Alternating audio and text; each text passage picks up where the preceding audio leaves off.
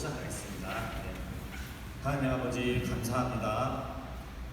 이 귀한 자리에 부족한 저를 세워주신 아버지, 하나님이 우리에게 주신 것은 두려워하는 마음이 아니요 오직 능력과 사랑과 절제하는 마음을 하셨사오니 이 시간 주의 종이 주의 말씀을 담대히 전하게 하여 주시옵소서. 성령님을 전적으로 의지합니다. 주께서 홀로 영광받아 주시옵소서. 예수님 이름으로 기도합니다. 아멘. 네, 안녕하십니까. 네, 저는 소개해 주신 대로 배홍철이라고 하고요. 저희 아버지 배안호 선교사님께서 지금 파라과에서 사역을 하고 계시고요.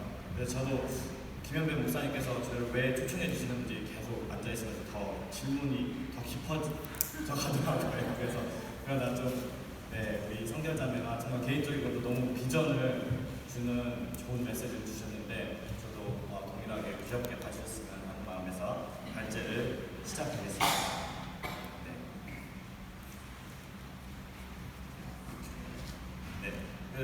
지금 순서를 보면 제 소개를 잠시 하겠고요. 그래서 오늘 그 제목과 같이 비전이 왜 중요하냐, 그리고 또 우리에게서는 궁극적이고도 구체적인 비전이 있다, 그 메시지를 특별히 이제 구체적인 비전에 대해서는 이 유럽 역사에서 나오는 세 가지 예를 봄으로써 거기에서 답을 찾고자 하면서 마치는 시간을 갖겠습니다. 그래서 궁금하실 것 같아서 제가 제 소개를 먼저 하겠습니다. 저는 83년에 제 쌍둥이 동생과 서울에서 태어났고요. 11살 때 영국에 저희 부모님을 따라서 왔습니다. 그리고 이제 중고등학교를 스코틀랜드에서 보냈고요. 정말 하나님 은혜로 캠브리지 대학교에서 물리학을 전공했고요. 하나님 은혜로 유학의 길을 열어주셔서 미국에 가서 박사학위를 취득하였습니다. 그 기간 중에는 또 군복무를 수행하기 위해서 한국에 가서 전문연구위원으로 삼성에서 일하기도 하였습니다. 그리고 지금은 영국 런던에서 RBS 은행이라는 곳에서 지금 일을 하고 있습니다. 저희 아버지께서는 그 유학을 영국에서 마치시고 처음에는 동부 아프리카 탄자니아에서 선교사 하셨고 지금은 파라과이에서 GMS 선교사로 계십니다. 네. 그래서 이 모든 각 스테이지마다 정말 시간이 너무 짧지만 한마디로 제가 요약을 하자면 이것은 다 하나님의 은혜였다고밖에 고백을 할 수가 없습니다. 네. 그래서 비전의 중요성에 대해서 제가 지금 런던에 있는 한인 일링교회에서 청년부 간사로 섬기고 있는데요. 이제 청년들과 같이 사역을 하다 보니까 그들의 관심사, 그들의 고민거리, 주요 깊게 관찰하면서 이들이 필요한 것이 두 가지가 아주 이렇게 깨닫게 되더라고요. 첫 번째는 올바른 성경적인 권위에 대한 이해와 거기에 대한 복종, 이게 되게 부족한 것 같고, 또 두 번째는 비전, 궁극적이고도 뚜렷한 구체적인 비전이 청년들이 많은데 모르겠어요. 지금 여기 오신 맥케이 분들은 아마 예외일 거라고 생각하는데 지금 청년들이 많이 그런 것 같아서 그런 생각을 하게 되었습니다. 잠언 29장 18절에 보시면 이런 말씀이 있습니다. 묵시가 없으면 백성이 방자에 행하거니와 율법을 지키는 자는 복이 있느니라. 그래서 거꾸로 말하면 비전, 묵시가 뚜렷하게 있을 때에는 사람이 훈련을 달게 받는다는 것이죠. 그래서 저의 짧은 삶을 봐도 이 진리가 명백히 드러납니다. 저는 저희 부모님의 강력한 추천에 힘입어서 중고등학교 때부터 저의 비전은 노벨상을 한 개도 아닌 두 개를 타는 게 꿈이었습니다. 이게 어떻게 되는 거냐면 처음에는 제 전공이 물리학으로 노벨상을 타고 그 영향력을 잘 이제 평화를 위해서 써서 평화상까지 받는 이런 엄청난 꿈을 가졌어요. 제가 지금 봤을 때도 대학교 때는 이 비전이 저에게 엄청난 정말 1분을 아껴서 공부할 수 있을 정도로 결단력과 훈련을 받게 해줬어요. 근데 지금도 생각해보면 대학교 때만큼은 후회하지 않을 정도로 열심히 산 것 같아요. 근데 그게 다 비전의 힘이었거든요. 얼마나 그게 올바로 된 비전인지는 이제 차후에 설명을 드리겠지만, 그리고 또 올림픽 선수들도 그렇지 않습니까? 4년 후에 있을 그 올림픽 포디움에서 금메달을 걸머지를 그 뚜렷한 비전을 머리에 계속 굴리면서 4년 동안 피나는 훈련과 혹독한 그 아침에 더 1시간 더 자고 싶은데 깨서 그거에 해서 하는 게 하계 올림픽이잖아요. 그런 사람들이 뛰어서 1시간 더 훈련한 사람이 이기는 거잖아요. 그래서 성경 말씀에도 보면 바울은 그 사람들한테서 배우라고 하죠. 고린도전서 9장에 운동장에서 다른 줄 아는 자들이 다 달릴지라도 오직 상 받는 자 한 사람인 줄 너희가 알지 못하느냐? 너희도 상을 받도록 이와 같이 다름질하라. 문맥을 보면 그 올림픽 선수 때는 그 열심으로 복음을 열심히 전해라, 그런 메시지였습니다. 그래서 이제 우리 비전이 이렇게 중요하다는 걸 이제 말씀을 통해 봤는데, 그렇다면 예수님을 믿는 자로서 우리에게 어떠한 궁극적인 비전이 있냐, 다 아시는 내용이지만 한마디로 하면 예수님께서 속히 영광 중에 다시 오셔서 우리와 만나주십니다. 이것이 다 우리의 궁극적인 비전이 아니겠습니까? 그 말씀을 짧게 보면 데살로니가 전서에도 주께서 호령과 천사장의 소리와 하나님의 나팔 소리로 친히 하늘로부터 강림하시리니 그리스도 안에서 죽은 자들이 먼저 일어나고 그 후에 우리 살아남은 자들도 그들과 함께 구름 속으로 끌려올려 공중에서 주를 영접하게 하시리니 그리하여 우리가 항상 주와 함께 있으리라. 그러므로 이러한 말로 서로 위로하라라고 말씀하고 있습니다. 솔직히 제 삶을 봐도 이 궁극적인 비전을 하루에 몇 번이나 생각하면서 살게 되는지 제 자신에게 먼저 이제 의문이 가더라고요. 혹시 우리가 경건의 삶에서 타협하고 이 세상과 싸움에서 쓰러지고 하는 이들이 어떻게 보면 이 궁극적인 비전을 올바로 잡고 살지 않는지, 그 이유 때문에 아닌지, 그러므로 너희가 그리스도와 함께 다시 살리심을 받았으면 위의 것을 찾으라. 거기는 그리스도께서 하나님 우편에 앉아 계시느니라고 하셨는데 우리는 위의 것을 생각지 않고 오히려 이 땅의 것으로 마음을 채우고 있지 않는지 제 자신에게 먼저 이렇게 질문을 하게 됩니다. 그리고 우리는 죽었습니다. 성경 말씀으로 우리 생명이 그리스도와 함께 하나님 안에 감추어졌어야 됩니다. 우리의 생명이신 그리스도께서 나타나신 그때에 우리도 예수님과 함께 영광 중에 나타난다는 것입니다. 이것이 베드로 전서에서 말하는 그 산 소망인 것입니다. 그리고 또 더 두려운 말씀이 있는데요. 고린도 후서 5장에 보면 이는 우리가 다 반드시 그리스도의 심판대 앞에 나타나게 되어 각각 선악간에 그 몸으로 행한 것을 따라 받으려 하리라. 이것이 얼마나 저는 이 말씀 앞에서 떠는지 제 자신에게 먼저 질문을 하게 됩니다. 그렇다면 궁극적인 비전이 있고 또 성경 말씀에 보면 우리에게 구체적인 비전이 있다는 것을 알게 됩니다. 그것이 무엇인가요? 에베소서 2장 10절에 보면 우리는 그가 만드신 바라 예수 안에서 선한 일을 위하여 지으심을 받은 자니 이 일은 하나님이 전에 예비하사 우리도 그 가운데서 행하게 하려 하십니다. 그래서 우리를 구원해 주시는 것을 태초 전부터 계획하신 것이 사실인 것만큼 우리를 구원하시고 나서 하나님께서 우리를 향한 선하고 완벽한 계획, 즉 비전이 있으시다는 것입니다. 또 더 자세히 보면 이 우리를 구원해 주시고 거룩한 이 소명으로 불러주신 것은 우리의 행위대로 우리의 어빌리티나 우리의 학위나 그런 교육에 따라 한 게 아니라 하나님의 뜻과 영원 전부터 그리스도 예수 안에서 우리에게 주신 은혜대로 주신 선물이란 것입니다. 그래서 이걸 우리가 얼마나 붙잡고 있는지 말씀을 통해 보게 되는데요. 그래서 이것을 한 답을 찾고자 우리 유럽의 역사상의 세 가지 예를 보려고 합니다. 이 모라비언 교회, 그 다음에 웨슬리 폴리 클럽, 그 다음에 클라팡 섹트, 클라팡 클럽이라고 하는데 이 세 공동체는 다 남들이 이들에게 이름을 지어줬어요. 또 하나 공통 공로는 이들은 모두 소수의 깨어있는 그리스도인들이 힘써 같이 모여 기도하고 하나님의 뜻이 이 땅에 이루어지기를 소원하며 그것을 하나님의 전략으로 실천에 옮겼을 때 그들의 세대를 완전히 바꿔놨다는 것입니다. 이것이 모든 이 세 공동체의 공통 공로입니다.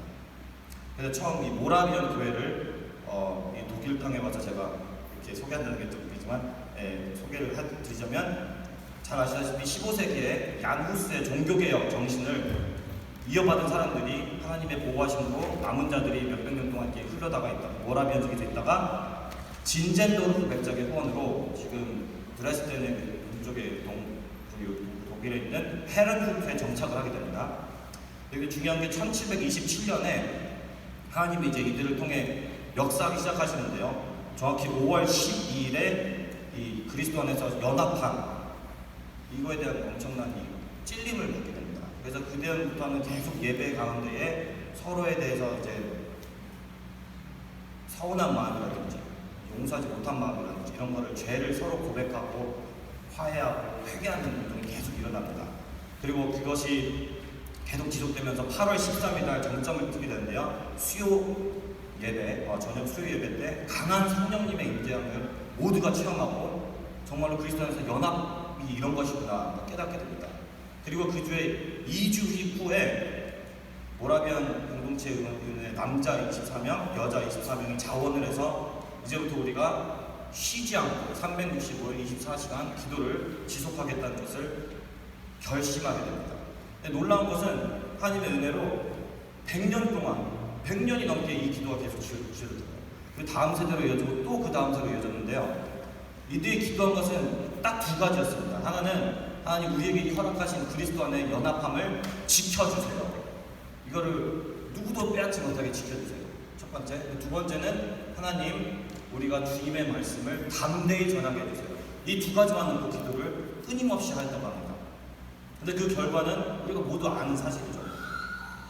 1732년 10월 8일 최초의 모라비안 선교사 2명, 토기장인 존 도버와 목수인 데이비드 리치만을 파송하게 되는데요. 이들은 웨스트인디스에 노예로 팔려갈 작정을 하고 파송을 합니다. 그리고 이 2차신 기도가 시작한 지 15년 만에 모라비안 교회는 카리브해 전역, 그린랜드, 터키, 서아프리카, 남아프리카, 그다음 북미에 선교사를 파송하는데요. 이들은 말할 수 없는 핍박을 정말 하나님 주신 기쁨으로 받게 되면서 이들이 가는 곳마다 별명이 있었는데요. God's happy people, 하나님의 행복한 백성들이다. 이런 별명을 가지면서 그렇게 말할 수 없는 핍박을 다 감당했습니다. 그리고 또 이후에 설명을 드리겠지만 영국과 미국에 그때 대부흥이 있을 때 그 비하인드에는 이 모라비안 교회와 모라비안 신도들의 영향력이 엄청 컸다는 것을 알 수 있습니다. 그래서 여기서 잠시 적용과 질문을 해보자면 우리도 같이 한 뜻으로 모이기를 힘쓰며 쉬지 않고 같이 기도할 공동체가 우리에겐 있습니까? 그리고 만약 오늘부터 모여서 기도한다면 우리는 어떠한 기도 제목을 가지고 기도를 해야 할까요?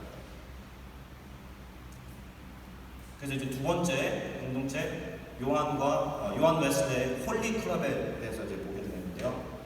이건 이제 1729년에 요한 웨슬레가 이제 옥스퍼드 학교를 졸업하고 거기에서 이제 조교로 활동하고 있을 때 그 동생 찰스 웨슬리가 학교로 이제 들어오면서 그 세 명의 학부생과 같이 동아리였습니다. 학기 동아리, 어떻게 보면 스터디 서클이었는데요. 이들의 목적은 최대한 체계적으로 하나님의 도를 공부하고 경건한 삶을 사는데 노력한다. 이렇게.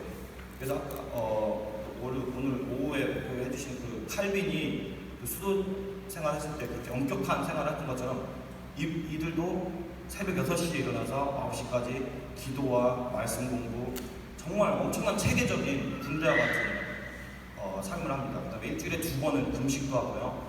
그 다음에 매일 이렇게 하루를 돌아보면서 이들은 경건을 측량도 해가지고 매 시간마다 나는 1점에서 9점 사이에 점수를 매겨가면서 나는 얼마나 경건했나 이 시간, 이런 엄청난 노력을 하게 됩니다. 근데 여기서 흥미로운 것은 이 요한 웨슬레도 이런 인간의 노력에서는 이제 제한을 느낀 거죠. 왜냐면 자기가 영국에서 열심히 목사 생활하고 또 북미로 파송받아서 거기 조지아주에 있는 네이티브 그 인디언들한테 선교 생활을 열심히 했지만 아무런 열매가 없는, 그리고 오히려 인간관계 때문에 정말 말도 안 되는 그런 일 때문에 다시 영국으로 와야 될 수밖에 없는 그런 일을 겪으면서 그때까지 자기 인생에 아무런 열매가 없다는 것에 대해 깊은 절망에 빠집니다. 심지어 목사직을 내려놓을 생각을 했었다고 합니다. 근데 이때 모라비안 교회에서 북미로 파송하여서 런던에서 준비하고 있던 피터 베일러와 만나게 되고요. 이 만남을 통해서 이게 내 노력으로 하는 게 아니라 예수 그리스도 안에서 하나님이 은혜를 주시는 거구나, 구원을 확신을 그때 갖게 되고요. 그 유명한 런던 알더스게이트에서 그 로마서 강해 설교를 듣다가 I felt my heart strangely warmed, 가슴이 뜨거워지는 성령 체험도 여기서 하게 됩니다. 그래서 죄와 사망의 법에서 완전히 해방된 것을 이제 경험을 하고 정말 이제 힘을 받아서 홀리클럽의 또 다른 멤버가 조지 위트필드였거든요. 조지 위트필드와 요한 웨슬레가 정말 쌍벽을 이루어서 영국의 큰 대부흥을 운동을 일으키게 됩니다. 그래서 여기서 보면 또 지금 말하는 감리교 그런 이제 감리교 서클들을 잉글랜드에 수십 개 수백 개를 시작했는데요. 여기에서 요한 웨슬레 일기를 보면 가장 그때 건강하게 성장하고 있는 그 감리교 서클 중에 하나는 잉글랜드에 있는 어떤 10명의 청년들로 시작한 공동체였는데 이들은 매번 모일 때마다 자기들에게 스스로 죄 고백을 했다고 합니다. 그걸 다 결단한 그 10명이 시작한 교회가 제일 건강하게 부흥했다고 그런 일기도 쓰여 있습니다. 그래서 여기서도 잠시 적용. 네, 그래서 요한 웨슬레가 로마서 8장 1절 2절 그러므로 이제 그리스도 예수 안에 있는 자에게는 결코 정죄함이 없나니 이는 그리스도 예수 안에 있는 생명의 성령의 법이 죄와 사망의 법에서 너를 해방하였습니다. 아멘. 그래서 우리도 같이 한 뜻으로 모이기를 힘쓰며 서로를 체계적으로 격려해줄 공동체가 있습니다. 이 홀리클럽에서 배울 가장 큰 점은 개개인이 하나님을 위해 결단하는 것 엄청난 귀한 일이죠. 그러나 같은 마음이 있던 소수의 두세 명이 같이 모여서 서로를 격려했을 때 그 효과는 하나님의 나라를 위해 훨씬 더 컸다는 것입니다. 그리고 넘어가서 이제 마지막으로 런던의 클라팜 섹트라는 공동체를 보게 된다. 여기서 얼마나 혹시 클라팜 섹트에 대해서 아신다 또 거수를 해주시고요. 제가 갈 때마다 거의 모르시는 것 같아요. 알겠습니다. 영국의 노예 제도 폐지를 아시죠? 영국이 그 노예 제도 폐지를 다른 유럽 국가보다 30년 정도 일찍 하게 되거든요. 30년이라는 게 우리 완전 짧은 것 같은데 엄청난 경제적인 손해를 각오하고 하는 것이거든요. 근데 우리는 이거를 윌리엄 윌버포스가 혼자 한 거다, 아니면 그와 그의 이제 스승이 되었던 존 뉴턴, 우리 어메이징 그레이스를 작곡한 존 뉴턴 둘이서 한 거다 그렇게 알고 있는데 전혀 그렇지 않습니다. 사실 이들이 예수님한테 오게 회심하게 하는 것부터 시작해서 이 노예 제도 폐지까지 가능케 한 게 클라팜 클럽의 이 공동체의 수십 년간의 끈질긴 노력이 노력이 있었다는 것입니다. 클라팜 클럽은 그래서 간단히 소개하면 영국의 18세기 말부터 런던 클라팜 지역에 같이 노예 제도 폐지 활동을 위해서 같이 이렇게 살면서 공동체 생활을 한 이들인데요. 이들은 모두 웨슬리와 위트필드의 그 부흥 운동을 통해서 복음주의 신앙을 가진 사람들의 모임입니다. 그리고 영국의 정치, 경제, 법률, 교육, 사회에 걸친 모든 분야에서 하나님의 뜻을 이루기 위해 같이 서로 집에서 매일같이 모여서 기도하고 말씀 공부하고 전략적인 행동을 옮긴 공동체입니다. 그래서 주요 인물들을 보면 은행가도 있고요. 아시다시피 MP는 여기서 보면 국회의원이죠. 변호사, 편집자, 사업가, 목사 엄청나게 많습니다. 저기 지도에 클라팜 지금 커먼이라는 공원에 이렇게 넘버가 매겨놓고 저기 실제로 같이 이웃사촌까지 살았어요. 그래서 오늘날도 런던에 이 지역에 가시면 흔적이 있습니다. 여기 이제 윈즈워스 그 카운슬에서 The Clapham Sect, members of the British Anti-Slavery Movement, met at Battersea House on this site. 그래서 저 집이 지금은 저 빌딩은 아니지만 여기에서 매일 모여서 기도했다 이런 내용인데요. 그 다음에 거기서 같이 예배드렸던 여기 교회 모습이고요. 여기에도 플라크가 있죠. 윌리엄 윌버포스와 클라팜 섹트, 여기서 하나님께 예배드렸습니다.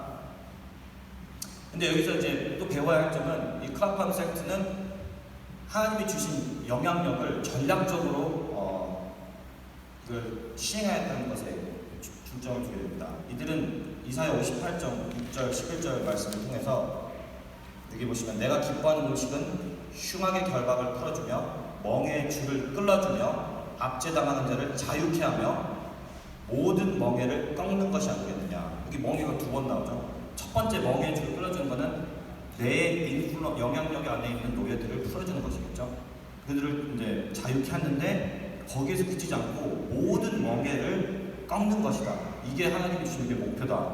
이들은 설정을 하고 노예 제도 폐지를 목표로 설정하는데요. 전략적으로 먼저 노예 무역, slave trade 이걸 먼저 폐지를 하자. 그렇게 전략적인 결단을 내리게 됩니다. 그리고 노예 제도 폐지에 대한 말은 입 뻥긋도 안 해요. 숨겨요. 지혜롭게. 그 다음에 이다음부터는 윌리엄 밀버포스가 의회에서 이 노예 무역 폐지안을 법안에 낼 수 있도록 1차 자료를 어마어마한 그 분량을 수집하고 정리하고 그런 작업을 매년 하게 됩니다.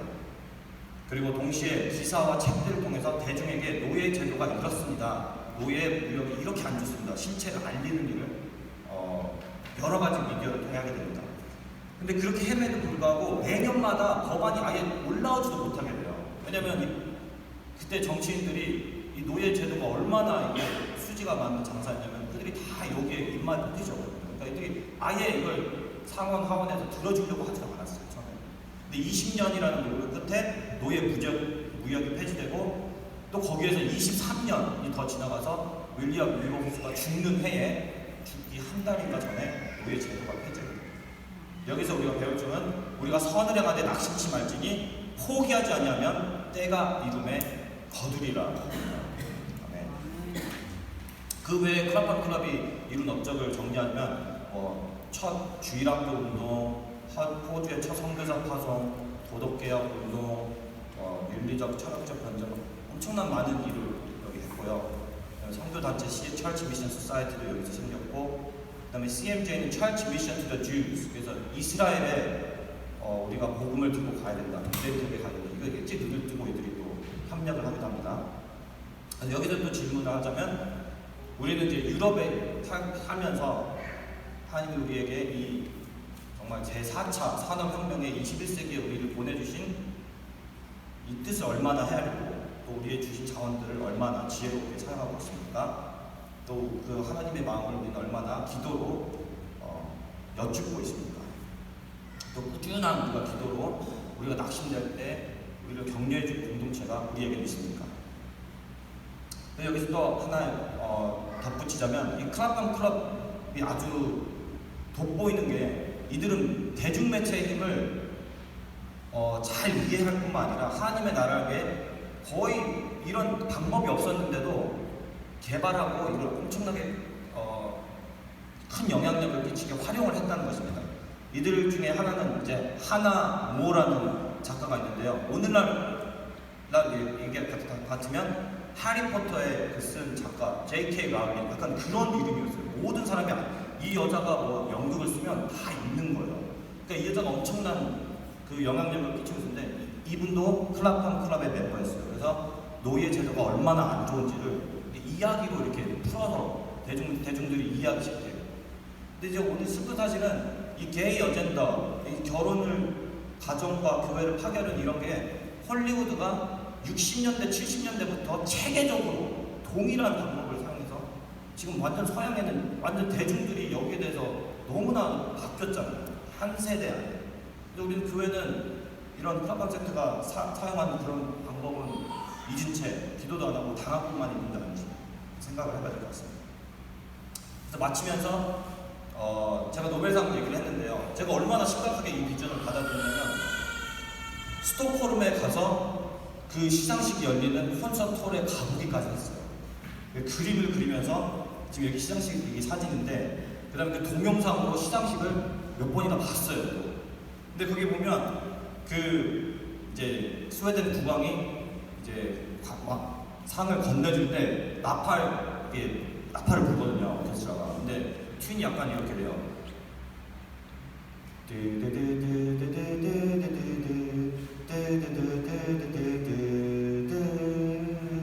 되게 허접해요. 정말 허접해요. 저 보면서 몇 번 볼 정도로 되게 허접한데 제가 이제 어느 날 대학교 3학년 때만 하는데 찬송가를 부르면서 여기에 대해서 이걸 하나님이 딱 성립을 해주셨어요. 뭐냐면 같이 한번 읽어보실까요? 하나님의 나팔 소리 천지 진동할 때에 예수 영광 중에 구름 타시고 천사들을 세계 만국 모든 곳에 보내어 구원받은 성도들을 모으리. 나팔 불 때 나의 이름, 나팔 불 때 나의 이름, 나팔 불 때 나의 이름, 부를 때에 잔치 참여하리라. 우리는 노벨상과 비교할 수 없을 정도로 엄청난 비전을 하나님이 주셨다는 것입니다. 이것을 갖게 돼서 저는 그 다음에 노벨상이 별로 크게 안 보였어요. 더 놀라운 게 있는데 우리에게는. 그리고 이제 예수님께서 이제 마치면서 예언하신 말씀 중에 하나가 이 천국 복음이 모든 민족에게 증언되기 위하여 온 세상에 전파되리니 그제야 끝이 오리라. 근데 저는 여기서 뭐를 찾았냐면요, 이 맨 다이아그램을 그려보자면 궁극적인 비전과 구체적인 비전이 만나는 지점, 여기가 바로 우리 선교사님들과 목사님들이 열심히 하시는 선교와 비전이다. 그리고 또 이게 하나가 되는 지점이 바로 우리가 같이 모여서 기도할 때 이것이 하나가 되고 우리가 하나님 안에서 하나 되는 것을 경험하게 된다. 이렇게 결론을 마치면서 마치겠습니다.